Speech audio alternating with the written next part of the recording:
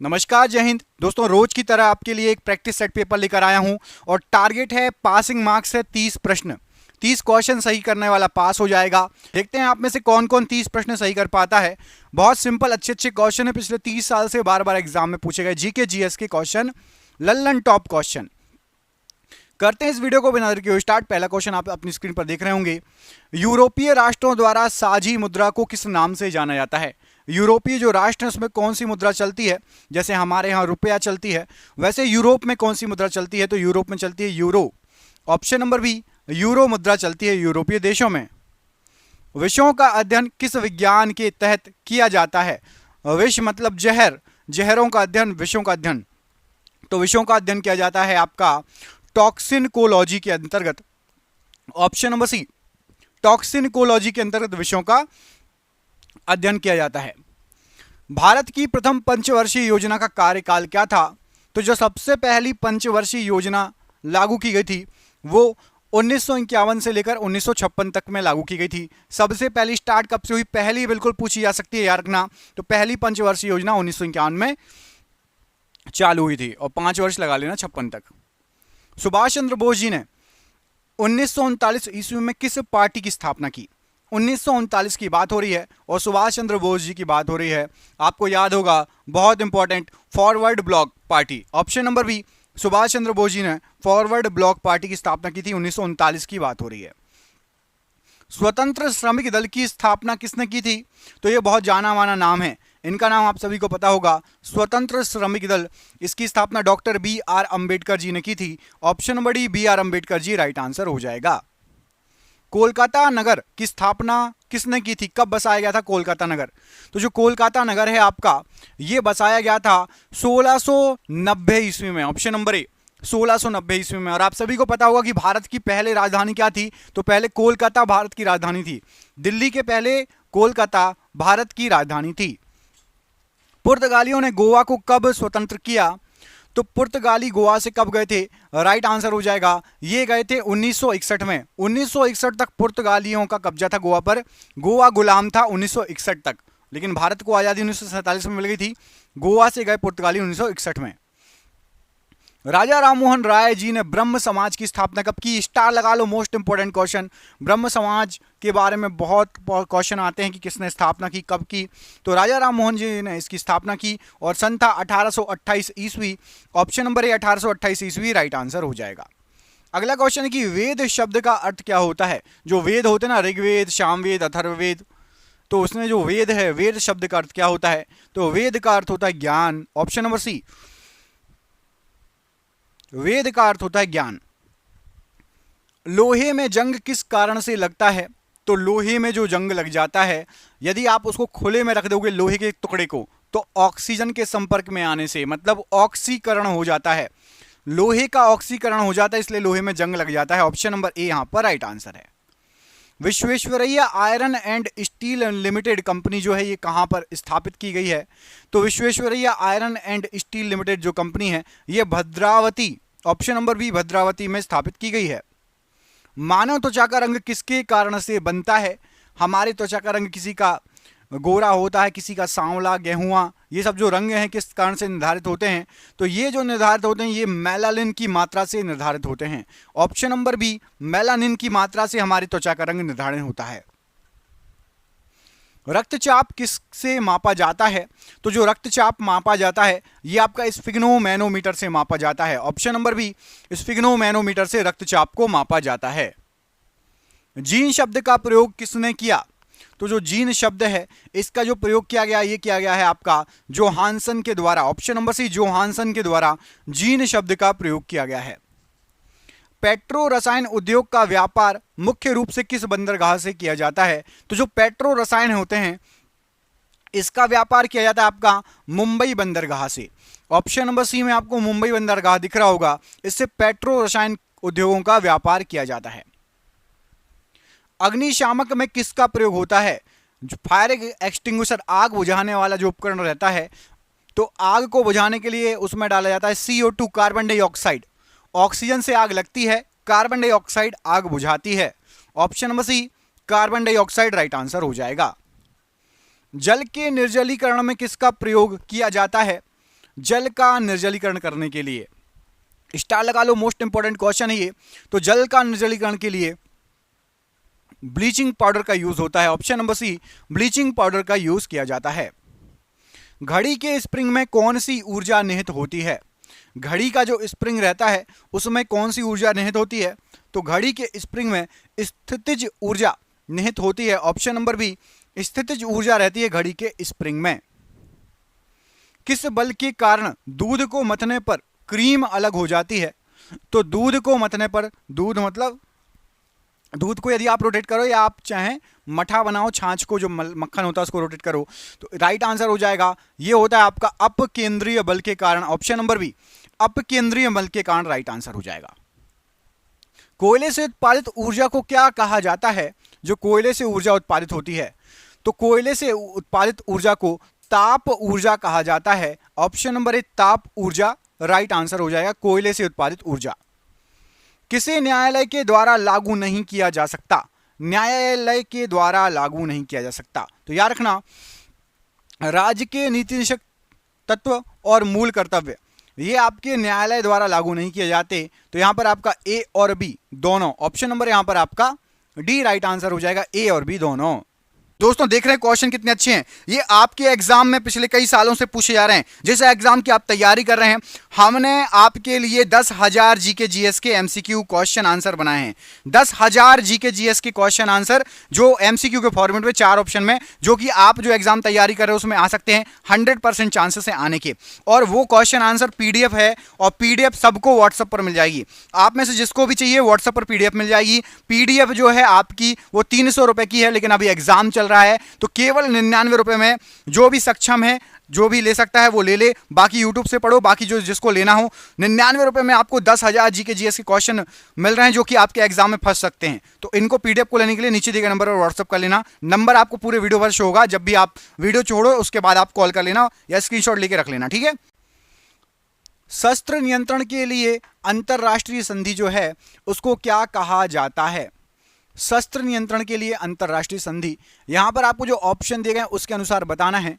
तो ऑप्शन के अनुसार राइट आंसर हो जाएगा ये है आपकी सीटीबीटी संधि। क्या कहा जाता है? सीटीबीटी, शस्त्र नियंत्रण के लिए अंतरराष्ट्रीय संधि बनी है जिसको सीटीबीटी संधि कहा जाता है।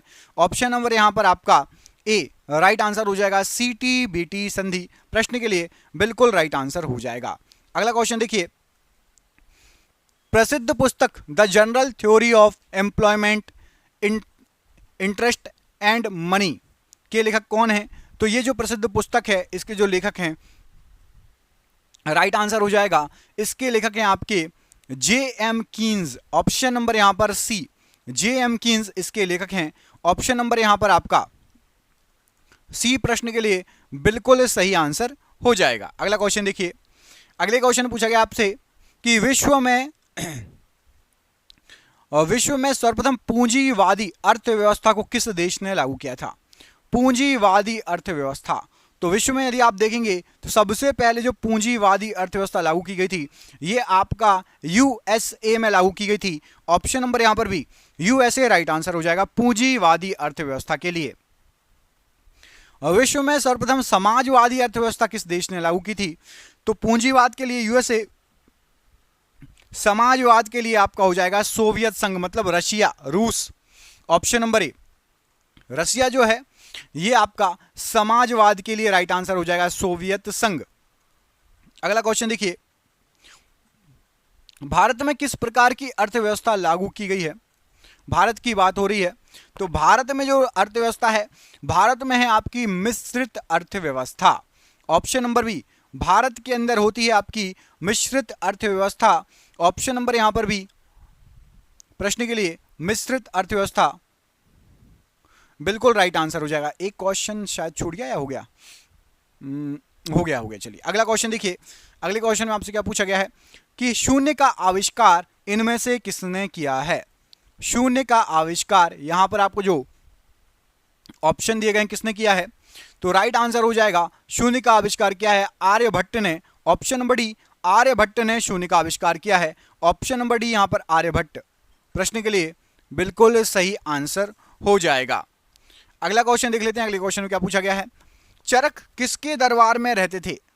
प्रसिद्ध जो चरक हैं वो इनमें से किसके दरबार में रहते थे? क्या हो जाएगा राइट आंसर?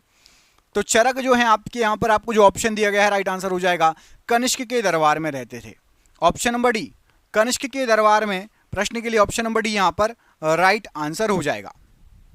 अगला प्रश्न देखिए, सूर्य का ताप पृथ्वी पर किस माध्यम से पहुंचता है? सूर्य का जो ताप है वो पृथ्वी पर किस माध्यम से पहुंचता है, ये है क्वेश्चन। और यहां पर राइट आंसर हो जाएगा सूर्य का ताप पहुंचता है संवहन की प्रक्रिया से। आपका ऑप्शन नंबर सी, संवहन की प्रक्रिया राइट आंसर हो जाएगा।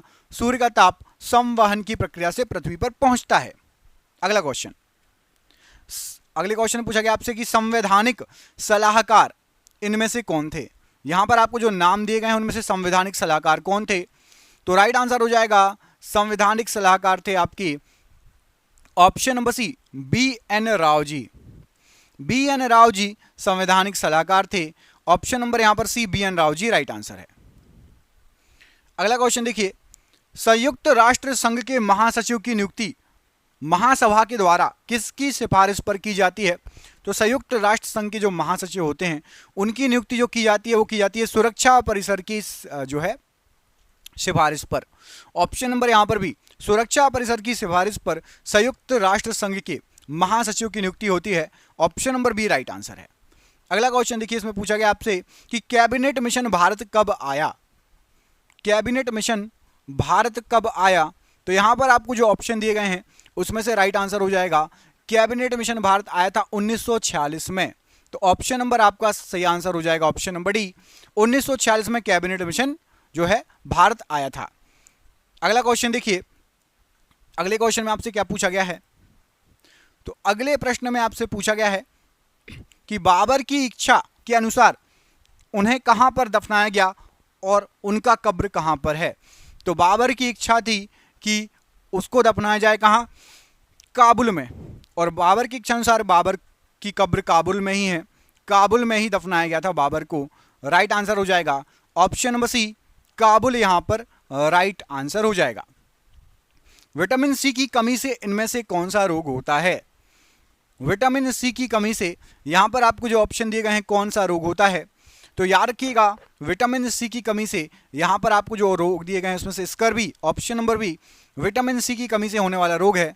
ऑप्शन नंबर बी स्कर्वी रोग राइट आंसर हो जाएगा प्रश्न के लिए। अगला प्रश्न है कि मुस्लिम लीग की स्थापना कब की गई थी? बताइए, मुस्लिम लीग की स्थापना यहां पर आपको जो ऑप्शन दिए गए हैं कब की गई थी? तो राइट आंसर हो जाएगा मुस्लिम लीग की स्थापना हुई थी 1906 में। ऑप्शन नंबर यहां पर भी 1906 राइट आंसर हो जाएगा मुस्लिम लीग के लिए। अगला क्वेश्चन देखिए, नौरोज त्योहार को भारत में किस सुल्तान के द्वारा लागू किया गया? नौरोज जो त्योहार है भारत में इनमें से किस सुल्तान के द्वारा लागू किया गया था? तो यहां पर आपको जो ऑप्शन दिए गए हैं राइट आंसर हो जाएगा बलबन ने इसको लागू किया था। ऑप्शन नंबर सी, बलबन के द्वारा इसको लागू किया गया था। ऑप्शन नंबर सी यहां पर राइट आंसर हो जाएगा प्रश्न के लिए। अगला क्वेश्चन है कि भारत का प्रथम वायसराय, भारत का सबसे पहला वायसराय जो था कौन था? यहां पर आपको जो ऑप्शन दिए गए हैं उसमें से क्या राइट आंसर हो जाएगा? तो सबसे पहला जो वायसराय था यहां पर जो ऑप्शन दिए गए हैं उसके अनुसार राइट आंसर हो जाएगा आपका option number B, Lord Canning. Option number B Canning, ये भारत का सबसे पहला वायसराय था। काले वन या ब्लैक फॉरेस्ट किस देश में पाए जाते हैं? किस देश में हैं? ब्लैक फॉरेस्ट इनमें से किस देश में है आपको ये बताना है।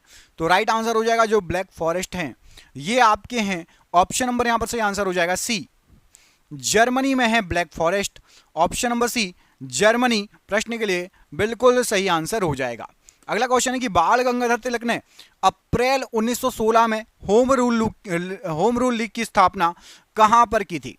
तो बाल गंगाधर तिलक जी की बात हो रही है, होम रूल लीग की बात हो रही है और ये स्थापना जो की गई थी यहां पर आपका राइट आंसर क्या हो जाएगा प्रश्न के लिए? तो प्रश्न के लिए राइट आंसर है ये की गई थी उनके द्वारा पुणे में। ऑप्शन नंबर यहां पर ए, पुणे राइट आंसर हो जाएगा। बाल गंगाधर तिलक जी के द्वारा होम रूल की स्थापना पुणे में की गई थी। अगला क्वेश्चन है नमक सत्याग्रह कब से शुरू हुआ था? तो जो नमक सत्याग्रह है यहां पर राइट आंसर क्या हो जाएगा नमक सत्याग्रह के लिए?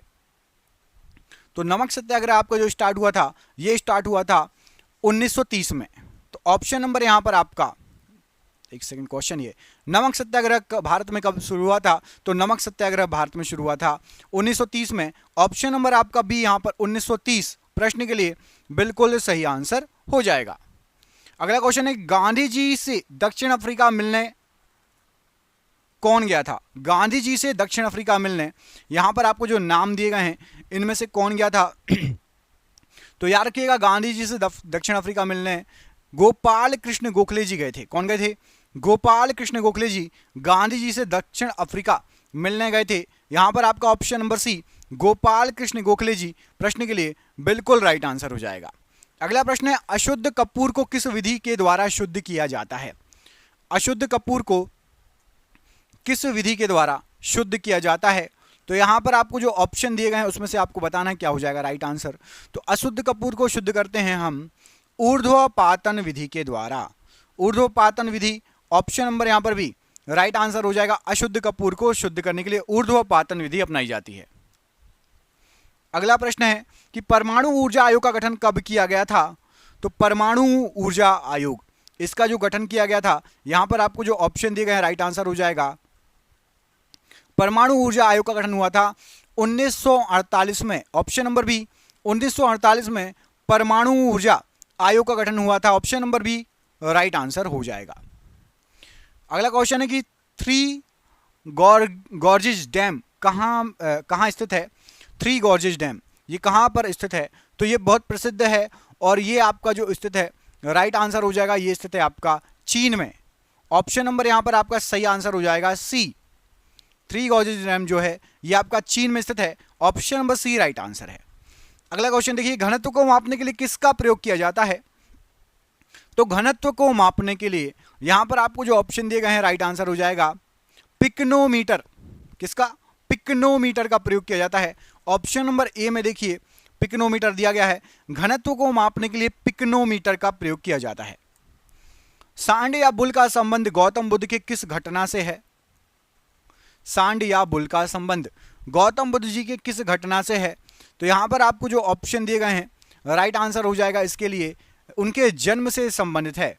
ऑप्शन नंबर बी जन्म से संबंधित है। सांड या बुल का संबंध है गौतम बुद्ध जी के जन्म से। ऑप्शन नंबर बी यहां पर राइट आंसर है। प्रसिद्ध पुस्तक हैरी पॉटर ये एक श्रृंखला है, इसके लेखक कौन है? आप में से कई लोगों ने इसकी मूवी भी आई है, आप लोगों ने देखा होगा। तो हैरी पॉटर जो है इसके जो लेखक हैं वो हैं आपके J.K. रोलिंग। ऑप्शन नंबर सी पढ़िए। ऑप्शन नंबर में जे लिखा है उसको मत लगाइएगा टिक। J.K. रोलिंग ऑप्शन नंबर यहां पर सी हैरी पॉटर श्रृंखला पुस्तक के लेखक हैं। भारत के राष्ट्रपति का अधिकार किस देश के शासनाध्यक्ष के समतुल्य है? भारत के जो राष्ट्रपति हैं वो किस देश के शासनाध्यक्ष जैसे उनके अधिकार हैं?